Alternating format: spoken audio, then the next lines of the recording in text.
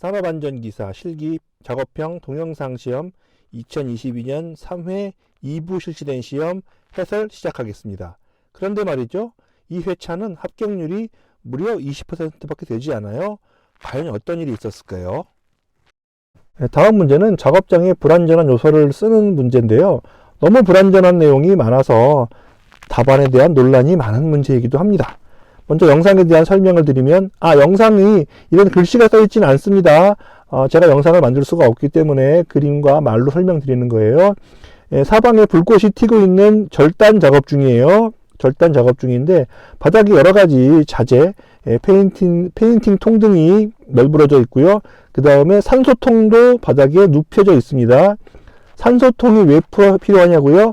절단 작업은 뜨거운 불을 이용해서 철판 등을 녹여서 절단하는 건데 뜨거운 불을 내기 위해서 산소가 필요합니다.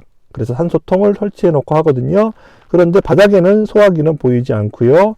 여러 가지 보호구, 그러니까 용접용, 보압용 등을 착용하지 않은 작업자들이 맨 얼굴을 하고서 목장갑만 끼고서 이렇게 용접 혹은 절단 작업을 하는데 또 산소통 줄을 잡아다녀서 호스가 뽑히고요. 산소가 새나면서 불꽃이 펑 하고 튀는 그런 영상이 되겠습니다.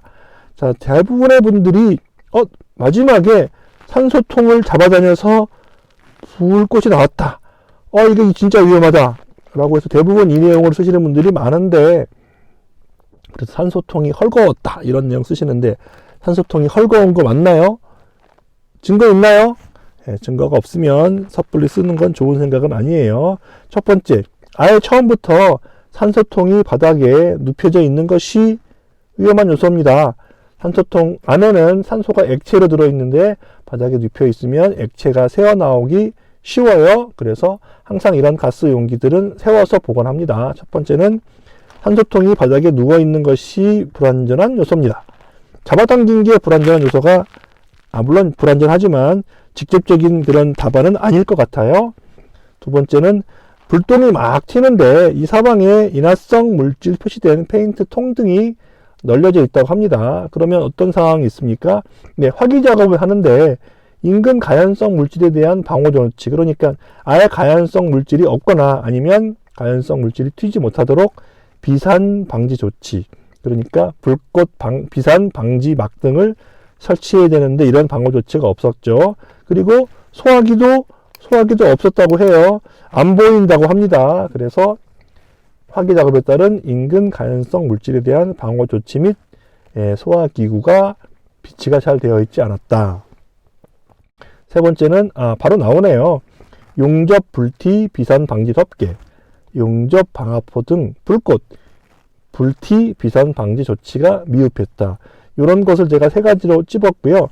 이 세 가지 내용 제가 만든 문장이 아닙니다. 용어가 어려운 것은 제가 만든 문장이 아니라서 그래요. 규칙 234조, 규칙 241조 등에 나오는 내용을 그대로 참조했고요. 이 외에도 이 상황에 맞는 영상 답은 다 답이 될 수가 있지만 가급적 문제는 규칙을 보고 영상을 만드는 것을 참조하셔서 규칙에 있는 내용을 가급적 쓰는 것을 추천드리는 바입니다. 추가로 불완전 요소가 또 있었습니다. 일부 교재에 보면은 산소통을 너무 세게 잡아다닌다.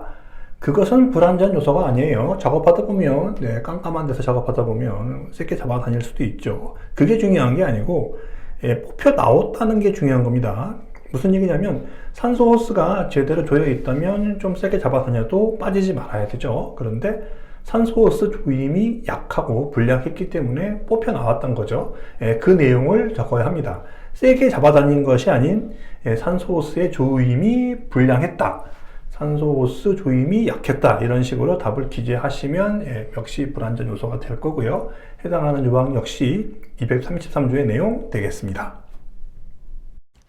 전체 기출문제 해설을 보시려면 채널 멤버십 가입 부탁드리겠습니다.